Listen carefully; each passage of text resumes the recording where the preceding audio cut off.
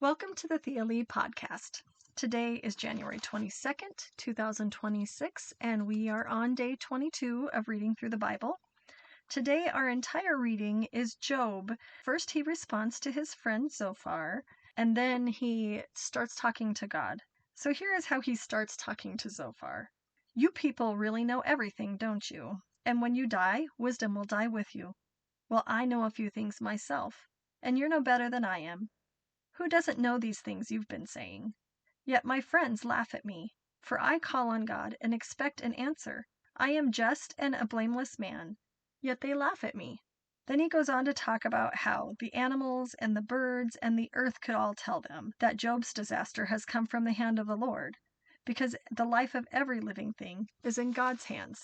Then he says, true wisdom and power are found in God. Counsel and understanding are his.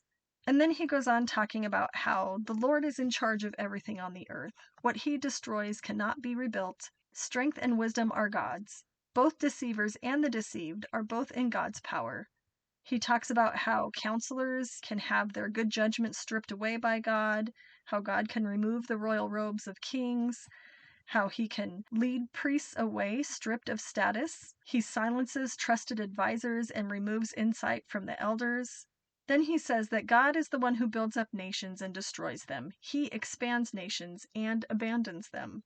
God is the one in control of all of it. And he says, look, I have seen all of this with my own eyes and heard it all with my own ears, and now I understand. I know as much as you do. You are no better than I am. As for me, I would speak directly to the Almighty. I want to argue my case with God himself. As for you, you smear me with lies. As physicians, you are worthless quacks. If only you could be silent. That's the wisest thing you could do.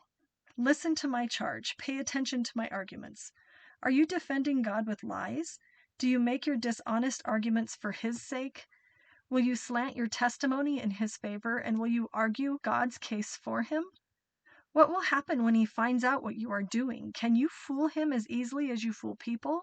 No, you will be in trouble with him if you secretly slant your testimony in his favor. Doesn't his majesty terrify you, and doesn't your fear of him overwhelm you?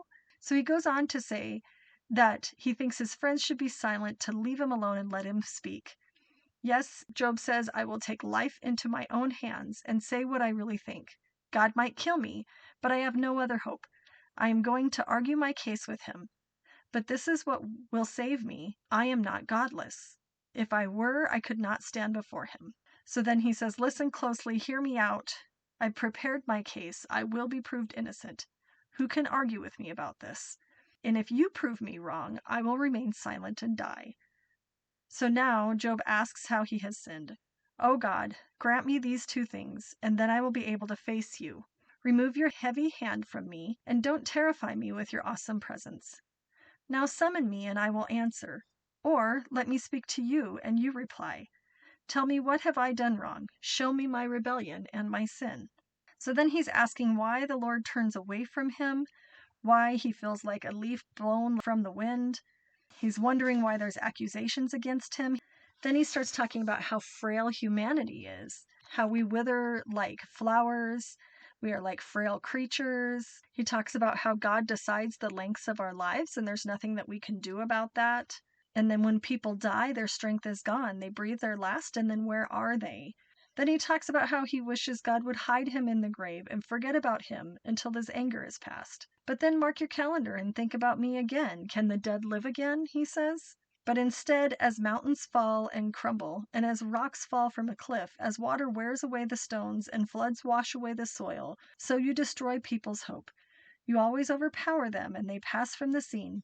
You disfigure them in death and send them away. They never know if their children grow up in honor or sink in insignificance. They suffer painfully, and their life is full of trouble. So obviously Job is in deep anguish here. I'm honestly not even sure what to pull from all of this, other than the fact that Job is trying to understand what's happening. He's not losing his faith in God. He still understands that God holds all of this in his hands, and that the reason this is happening to him is because God has obviously allowed it. And he's trying to tell his friends that, and he's standing by the fact that he is innocent. But also, he is just in such deep anguish that he keeps talking about the fact that he wishes he could just die, or that he wishes he understood why this was happening. But honestly, God doesn't have to answer him. And I think that's the other thing he's starting to realize, is that God doesn't have to obey him. Thank you for listening.